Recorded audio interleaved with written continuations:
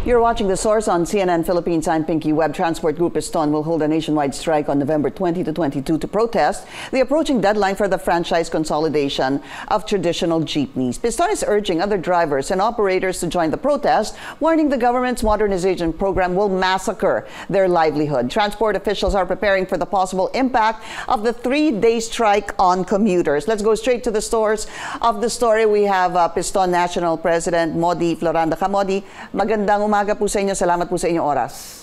Magandang umaga po, Ma'am Pinky Webb, at siyempre sa ating mga taga-subaybay ng CNN, magandang umaga po sa lahat. Sir, kasado na po yung protesta sa Lunes. Para lang malinaw, sir, ilang araw ho ba ito? Mag-start po ito ng Lunes at hanggang November 20, 21, 22. Yung ating pong magaganap na pagkilos ngayong laban nga dito sa deadline. Opo, at ilang tsuper ang inaasahang sasali sa protesta?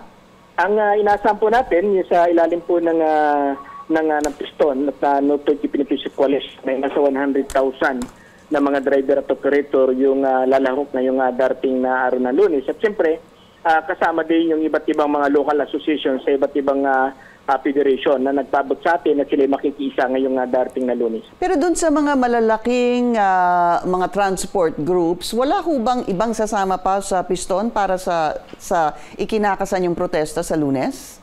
Tayo po ay nagbubukas po tayo ng linya sa kanila para makausap na din natin at bago pa man tayo nag-preskon, tayo may mga panimulang ng pag-uusap sa iba't ibang mga federation.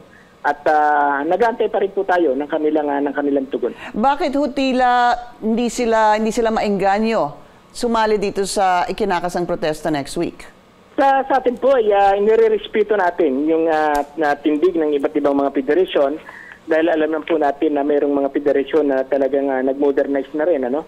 At marahil ito yung isa sa hindi nila pagtugon doon sa ating panawagan. Pero ang sa atin pa rin hanggang sa kasalukuyan ay sinisikap puro natin na sila ay makatalastasan na maging bahagi ng magaganap pong pagkilos. At ang bunsod po ito ng yung protesta, yung itinakdang deadline para sa consolidation ng mga traditional jeeps. Yan pong deadline ay sa December 31. Kamodi, pakikwento ulit kung ano ba ang nagiging problema nyo dito? Ang isang malaking problema ay mula pa man nung pinatupad yung 2017-011, ang sinasabi naman natin, hindi naman tayo tutuldo sa usapin po ng modernization, mas ang linalabanan po natin dito yung pamamaraan ng modernization. Kasi kung ang layunin talaga ng gobyerno ay ayusin yung ating moda ng public transport, bakit hindi ang likayin muna ng gobyerno ay magtayo tayo ng sarili nating industriya at tayo ang lumika ng ating public transport? Kasi silalim po ng modernization ay hindi po yung ating ekonomiya, yung ating pinapaunlad, kundi ang pinapaunlad dito yung mga dayuhan na kung saan ay sila yung nagtatambak dito ng mga minibus sa ating bansa, katulad ng halimbawa, ng Japan at saka China. At dahil angkat tayo ng angkat ng mga iba't ibang mga sasakyan galing sa iba't ibang mga bansa, pinapatay natin yung ating sariling ekonomiya dito sa ating bansa na dapat ito yung pangunahing tulungan at suportahan ng ating pamahalaan. Kung ang layunin lang ay usapin po ng pagsasayos ng ating public transport. Hindi ba nagkakaroon naman kayo ng pag-uusap sa gobyerno regarding your concerns? Opo, tayo naman ay mula po nung March, nung tayo po ay naglunsad ng transport strike, mula po tayo nung pinatawag ng Office of Secretary ng Malacanang, yan po ay inilatag po natin sa kanila yung ating pong 7 kahingian at tayo naman ay tuloy-tuloy po tayo nakipagtalastasan sa DOTR, sa LTFRB hanggang sa Kongreso at Senado. Humaharap po tayo sa mga pinatatawag nila mga public hearing at yan po ay inilalatag natin. Ang sabi po natin, kung usapin lamang ng pagsasayos ng ating public transport, dapat ang unang likayin talaga ng gobyerno ay magtayo tayo ng sarili nating industriya.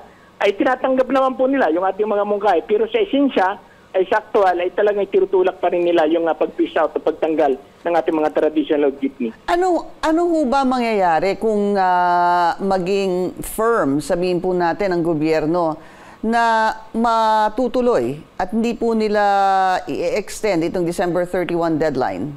Malaking epekto, hindi lamang sa hanin ng mga driver at operator, kundi mismo sa ating ekonomiya.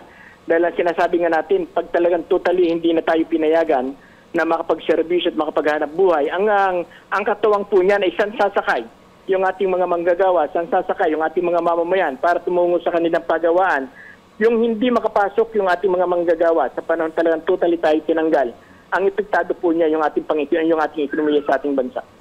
But ang December 31 deadline, Kamodi, ay para sa consolidation. Bakit ho hindi mag-consolidate yung inyong mga grupo? I understand that marami po sa mga operator ay ang pag-aari ay isang jeep lang. Tama ho ba? Opo, Okay. yung usapin po ng consolidation ay ito yung pag-surrender ng kanilang mga prangkisa. Kapag sinurrender po nila yung kanilang mga prangkisa sa ilalim ng consolidation, ay wala na silang pag-aari sa ilalim po ng modernization program.